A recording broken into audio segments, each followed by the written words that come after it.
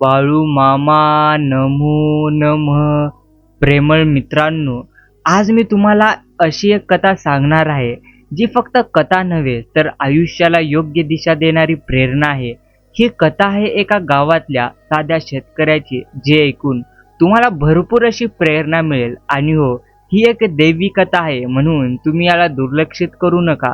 फक्त तुम्ही शांत मनाने, अर्थात योग्य मनाने, सकारात्मक दृष्टिकोनाने तुम्ही आजची ही कथा ऐका. तर एका छोट्या गावात गोविंद नावाचा शेतकरी राहायचा. त्याच्याकडे फारसं काही नव्हतं, ना मोठं शेत ना पैसा, पण फक्त एक गोष्ट त्याच्याकडे होती, ते म्हणजे भगवंतांवरची अटल श्रद्धा. गावातल्या लोकांना तो नेहमी म्हणायचा की मी भाकर एक वेळ कमी खाईल, पण माझ्या गुरूंचे, माझ्या भगवंतांचे नाव रोज घेईल. गोविंद दिवस रात्र मेहनत करायचा. उन्हात पावसात थंडीमध्येही तो शेतात कष्ट करत राहायचा, पण तरीही त्याला हव्या तशा अर्थात पिकाची साथ मिळत नसे. मग एका वर्षी दुष्काळ पडला, शेत जळून गेलं, घरात अन्न देखील नव्हतं.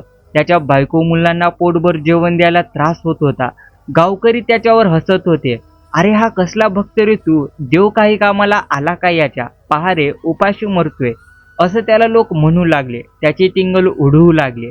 पण गोविंद मात्र त्यावेळी देखील एकदम शांत होता. तो फक्त म्हणाला, देवाची वेळ वेगळी असते, मी फक्त कष्ट थांबवणार नाही, एवढंच तो लोकांना म्हटला. बाकी काही दिवस त्याचे असेच गेले. भरपूर त्याने असे दिवस काढले. एके दिवशी त्याच्या बायकोला आजार झाला. औषधं घ्यायला देखील पैसे नव्हते. मुलं त्याची उपाशी झोपली होती. पण तरीही गोविंद रोज सकाळी उठून मंदिरात जायचा, भगवंतांचे नाम जप करायचा, भगवंतांवर रोज न चुकता विश्वास ठेवायचा. गावातले लोक पुन्हा त्याला म्हणायचे, अरे देवावर विश्वास ठेवून काय उपयोग तरी काय तुझा, तू काम नाही अर्थात करू शकत तर सोड हे भक्ती शक्तीचं नाटक आता, असे त्याला लोक म्हणू लागले. गोविंद मात्र त्यांना उत्तर द्यायचा, देवाशिवाय मी कोण आहे, संकट देणारा तोच आहे, तर शक्ती देणारा सुद्धा तोच आहे, असं उलट उत्तर तो प्रत्यक्ष त्या लोकांना देऊ लागला, ते म्हणजे गावातल्या. मग एक दिवस गावात मोठा व्यापारी आला. त्याला पाणी हवं होतं, पण कुणाकडेही स्वच्छ पाणी मिळत नव्हतं. फक्त गोविंदच्या विहिरीत नक्कीच पाणी होतं. व्यापाऱ्याने त्याला म्हटलं, मला पाणी देशील का, मी तुला हवं तेवढं बक्षीस देईन. गोविंद म्हणाला, अरे बक्षीस तर नको, फक्त माझ्या गावातल्या उपाशी लोकांना अन्न द्या. मग त्या व्यापाऱ्याने पूर्ण गावात धान्य वाटलं. लोकांना अन्न मिळालं. गोविंदच्या घरीही धान्य आलं. लोकांच्या डोळ्यात पाणी तरळलं. त्यांनी मान्य केलं, हा माणूस खरंच भक्त आहे, देव त्याच्या सोबत आहे. मग अजून काही दिवसांनी पहा, गोविंद पुन्हा शेतात मेहनत करू लागला. त्यावेळी मात्र पाऊस चांगला पडला. त्याचं शेत हिरवगार झालं, पीक दुप्पट आली. गावातल्या प्रत्येकाला काम दिलं, अन्न दिलं. तो म्हणाला, आता बघा, भगवंत आपल्याला फक्त परीक्षा आपली घेतो. जर आपण हार मानली नाही, श्रद्धा ठेवली, तर तो नक्कीच मदत करतो. बस एवढंच त्याने प्रत्यक्ष लोकांना म्हटलं. आणि मित्रांनो, आता मात्र गावात शांती यायला लागली होती. पण अचानकच गावावर अर्थात ढोलधाड आली. म्हणजे शेतातले हिरवं पीक संपलं. अर्थात पुन्हा लोक घाबरले. गावकरी म्हणाले, अरे देवा, आता काय करायचं. पण गोविंद मात्र त्यावेळी देखील एकदम शांत होता. तो सगळ्यांना म्हणाला, घाबरू नका, हे आपले शेवटचं नव्हे, हाच तर खरा कसोटीचा काळ आहे. आपण एकत्र राहिलो, एकमेकांना भरपूर अशी नाही पण थोडीशी जरी मदत केली, तर हा संकट काळही आपला निघून जाईल. त्याने गावकऱ्यांना एकत्र केलं. कुणाचं घर रिकाम असेल तर धान्य वाटलं, कुणी आजारी असेल तर सर्वांनी मिळून त्यांची सेवा केली. गाव हसत राहिलं, कारण लोक एकमेकांना आधार देत होते. मित्रांनो, आता एका रात्री गोविंद मंदिरात झोपला होता. त्याला स्वप्न पडलं. स्वप्नात नक्कीच त्याच्या भगवंत उभे होते साक्षात. त्यांनी त्याला म्हटलं, माझ्या भक्तांनो, संकटात रडू नका. संकट म्हणजे शक्ती मिळवण्याचं एक मोठं साधन असतं. जेव्हा जग तुम्हाला तोडण्याचा प्रयत्न करतं, तेव्हा मी तुम्हाला घडवण्याचं कार्य करत असतो. सकाळी उठल्यावर गोविंदाने ठरवलं, मी माझ्या गावाला स्वतःवर अवलंबून बनवेल, कुणालाही उपाशी राहू देणार नाही. त्याने गावात विहिरी बांधल्या, बियाणं वाटलं आणि सगळ्यांना मेहनतीचं महत्त्व समजवलं. हळूहळू गाव बदललं. लोक मेहनत करू लागले. प्रत्येकाच्या घरात समाधान, आनंद, भरपूर गोष्टी आल्या. गावकरी म्हणाले, हे सगळं तर त्या गोविंदमुळे शक्य झालं. पण गोविंद हसला आणि म्हणाला, अरे नाही, हे माझं नाही तर हा तर सर्व भगवंतांचा खेळ आहे. तोच आपल्याला संकट देतो आणि तोच उभं करतो. बाकी गोविंद वृद्ध झाला तरी त्याचं एकच वाक्य लोकांच्या कानात घुमत राहिलं, कधी हार मानू नका, श्रद्धा ठेवा, कष्ट करा. संकट कायमचे नसतात, पण श्रद्धा मात्र कायमची नक्कीच राहते. आता मित्रांनो बघा, गाव संपूर्ण बदललं, लोक तिथले समाधानी झाले. पण आयुष्य इतकं सोपं असतं का? नाही. भगवंत आपली परीक्षा पुन्हा घेतो. बघा, एका वर्षी गावात राजाच्या सैनिकांचा लोंढा आला. त्यांनी लोकांना कर अर्थात द्यायला लावला. गरीब लोक रडू लागले. गावकऱ्यांनी नेहमीप्रमाणे गोविंदाकडे धाव घेतली. त्यावेळी गोविंद म्हणाला, आपण घाबरणार नाही. जेवढं शक्य आहे तेवढं द्यायचं, उरलेलं देव बघेल.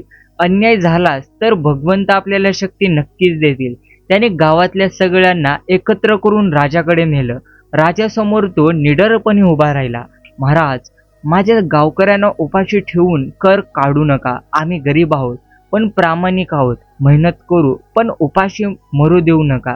राजा त्याचा आत्मविश्वास पाहून थक्क झाला. त्याने गावाचा कर त्यावेळी देखील माफ केला.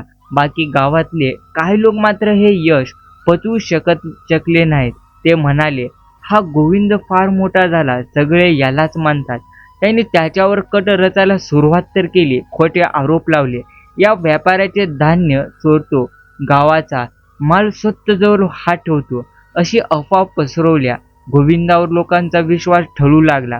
एक क्षणी अर्थात तो खूप पूर्णत्व खचला. मंदिरात जाऊन रडला आणि म्हटलं, हे भगवंता, मी चुकीचं काही केलं तरी ते नक्कीच नाही, तरी लोक मला दोष देतात. स्वप्नात पुन्हा भगवंत प्रकटले. त्यांनी म्हटलं, भक्तांनो लक्षात ठेवा, खरा हिरा कधीच अंधारात लपून राहत नसतो. अपवाद, अफवा, संकट आली तरी ज्याचं मन स्वच्छ आहे ना, त्याला जग कधीही थांबू शकत नसतं. मग गोविंद पुन्हा उभा राहिला. आता मित्रांनो, काही दिवसांनी सत्य बाहेर आलं. अर्थात ज्यांनी अफवा पसरवल्या तेच पकडले गेले. लोकांचा विश्वास अजून जास्त गोविंदवर परत आला. आता लोक त्याला गावाचा आधार म्हणू लागले. आणि हो, गोविंद मात्र नम्र होता. तो म्हणाला, मी नाही, हा सगळा भगवंताचा खेळ आहे. आणि आता अजून गावकऱ्यांनी त्या गोविंदवरती जास्त विश्वास ठेवू लागले. वर्षानुवर्ष गेले. गाव आता सुखाचे झाले. कोणी उपाशी नव्हतं. गोविंद म्हातारा झाला पण रोज सकाळी उठून मंदिरात जायचा. एक दिवस लोक त्याला म्हणाले, बाबा, तुम्ही आम्हाला आयुष्य कसं जगायचं ते शिकवलं, आता तुम्ही शेवटची शिकवण द्या. गोविंद हसून शेवटची छान अशी शिकवण दिला. माझ्या लेकरांनो लक्षात ठेवा, संकट आली तर फळू नका, लोकांनी दोष दिला तर अजिबात रडू नका. तुम्ही फक्त भगवंतांवर श्रद्धा ठेवा, कष्ट करा आणि लोकांना योग्य अशी मदत करा. जगातली खरी पूजा म्हणजे लोकसेवा असते. त्या रात्री तो शांत झोपला आणि सकाळी लोकांनी पाहिलं तर तो देह ठेवून गेला होता. गावात जयघोष झाला. आता मित्रांनो, लोकांच्या डोळ्यातून अश्रू वाहत होते, पण प्रत्येकाच्या मनात एकच भावना होती, देव खरा आहे. कारण गोविंद सारखे भक्त अजून या पृथ्वीवर जन्म नक्कीच घेतात. म्हणून या मोठ्या कथेमधून तुम्हाला अंतिम प्रेरणादायी संदेश एवढंच लक्षात ठेवायचं, ही कथा तुम्हाला शिकवते की भक्ती म्हणजे केवळ देवळात जाऊन हात जोडणे नव्हे, तर भक्ती म्हणजे धैर्याने संकटांना सामोरं जाणं. भक्ती म्हणजे लोकांची सेवा करणं आणि भक्ती म्हणजे श्रद्धा आणि कष्टावर विश्वास ठेवणं. म्हणून जेव्हा जेव्हा आयुष्य तुम्हाला तोडण्याचा प्रयत्न करतं, तेव्हा श्री संत सद्गुरू बाळूमामांची आठवण करा, त्यांचे नामजप करा आणि मनात म्हणा, श्री संत सद्गुरू बाळूमामा की जय. बस एवढंच जरी म्हटलं तर गुरुमाऊली तुमच्या पाठीशी उभे राहतील.